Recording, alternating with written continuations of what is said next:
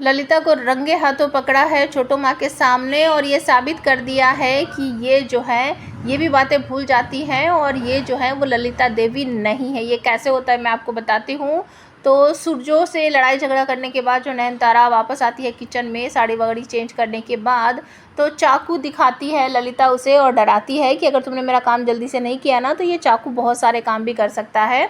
और तभी ललिता को जो नयनतारा है वो मासी कहती है, इस बात पर भड़क जाती है लता और कहती है कि कान खोलकर सुन लो, मैं सूरजों की माँ हूँ, मासी नहीं हूँ। दोबारा मुझे मासी कहा ना तो इस चाकू से तुम्हारा वो हल करूँगी कि तुम समझ जाओगी अच्छी तरीके से। तो इसके बाद जो है छोटू माँ आ जाती है और छोटू माँ के सामने नयनतारा कहती है कि नहीं नहीं माँ तो मुझे बस चाकू से सब्जी वगैरह काटने को कह रही थी, लेकिन मैं माँ को कह रही थी कि मुझे ना चाकू से कुछ भी काटना वाटना नहीं आता, मैं तो मंदिर में रहती हूँ ना।